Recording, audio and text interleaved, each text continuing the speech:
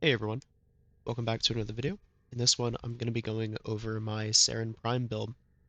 Now, 𝐤𝐼𝐴𝐴 Prime is, before I posted my Mesa builds, I would assume that 𝐤𝐼𝐴𝐴 would be the frame that would get a lot of, attention and feedback and that kind of thing. So I'm expecting a lot of people to either A, critique the build a lot, or B, a lot of people to say things about the build. Um, I do want to say that, my builds are my builds. There's a reason why I make them certain ways. So for example, you know, I'm not gonna combine her with a companion. I can already hear people now saying, "Oh, if you run the was it 𝐤𝐵𝐴𝐴, then you can, spread viral, and if you run this thing, then you can spread this, and if you do this, then you can do that, and if you run this secondary." I'm not. No. Operator, are you No. enjoying the view? Because if your build relies on those kinds of things, that build cannot be used in other content like EDA, ETA, Steel Path Circuit, things like that, right? So yes, having builds like that is fun for if you're trying to, go to level cap or if you're trying to tackle just Steel Path as it is. But if you're trying to tackle things that are going to have modifiers where you can't use companions, you can't use transference, you can't use Um, well, the no companions part is mainly just steel path circuit, but you know, there's a lot of activities that have pushback to that kind of thing. So Saren is one of those frames that a lot of people, because she's been around for a long time and people have cycled many builds on her, right? So there's gonna be a lot of people that are gonna say, "Oh, you can run this companion and blah blah." The point of the build and the point of all of my builds is to be self-contained. You can run this build and you will see it perform exactly the way that it is displayed in the gameplay, right? I'm not running a 𝐤𝐵𝐴𝐴 to, spread viral. I'm not, whatever, right? If you want to do that and that's something that you want to do, be my guest. Absolutely be my guest. That is perfectly fine. But for me, these builds are self-contained, and as such, they will stay that way unless somebody asks me for a very, very specific niche kind of build. And also, I forgot to put a signal on her. What am I doing? There we go. Man, I can't believe I forgot that. Anyway, so this is 𝐤𝐼𝐴𝐴, right? With all that out of the way, this is 𝐤𝐼𝐴𝐴. These are the shards that I run on her, right? Max corrosive stacks because she is going to be stripping armor. She's going to be applying corrosive, so you might as well run two so that she can fully armor strip, right? The other thing about this is you do not need them to be tau forged. If you want to run two base screens for increasing max of corrosive stacks, you can do that, right? You don't have to run two tau forged. You don't even need to run two. I've seen some like math behind it where you can actually just run one. I think one tau forged.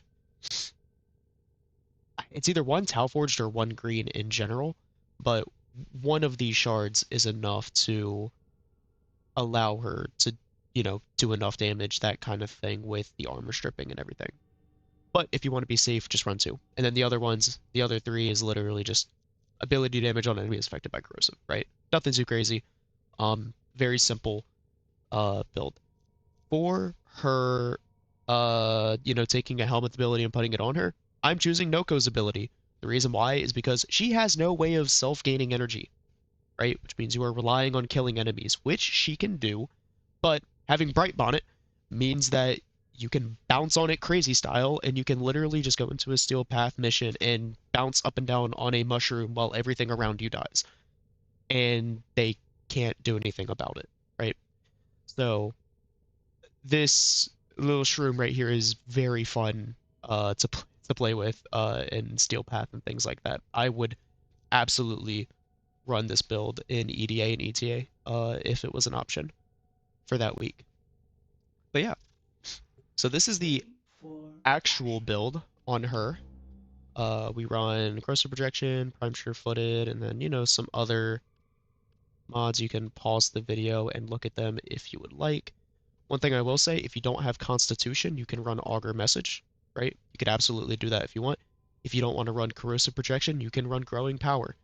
You can run Brief Respite. You can run, I don't know about anything you'd like, but if you think that something else is more useful there other than Corrosive Projection, be my guess, right? Some people might say, oh, she's already armor stripping, so the negative 18% armor reduction might be useless.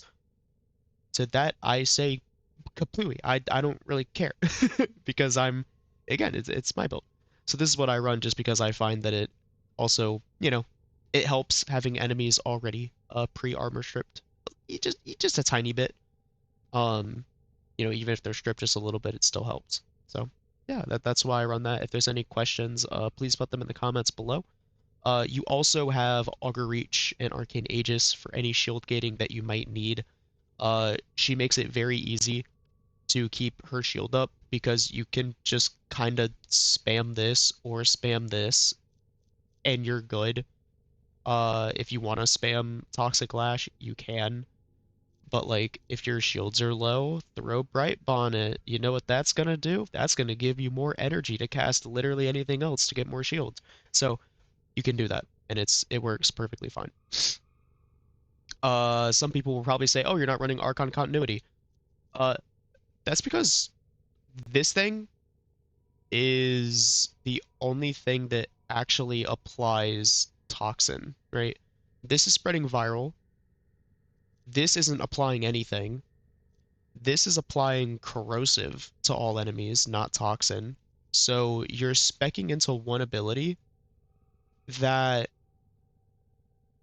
upon enemies being hit by it, you they're already dead, right? Like they're already dead by the time you hit them. So Archon continuity with the toxin procs isn't even doing anything because it can't do anything. And then this gives all attacks corrosive anyway. So it's like if this is giving innate toxin to all attacks and this is giving innate corrosive, that's essentially the same thing as if you were to run Archon continuity. I mean if you want, you literally could just if you want to do that, you can. Like there's nothing wrong with that. I just think that it's not useless, but I don't feel a reason to put it specifically for this build. I don't see a reason to put it. But if you want to, absolutely be my guest. I could definitely see it being paired with Contagion Cloud, right? I can definitely see that. For me personally, though, and if you're gonna run Archon continuity, run this.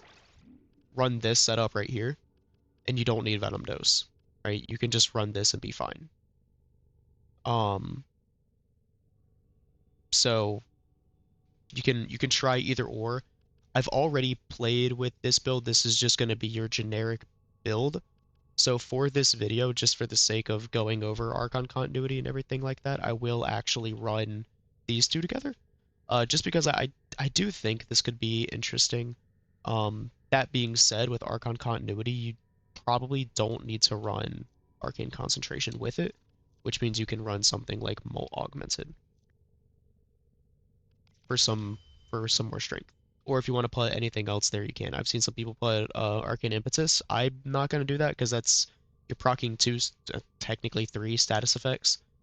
Um, so I'm not personally going to do that, but if you want to, feel free to do so, right? So we'll try this build out. This build is probably going to be more fun, more dynamic, that kind of thing. But both of them will perform perfectly fine. Genuinely, both will perform perfectly fine. So yeah, without further ado, let's get into the actual gameplay.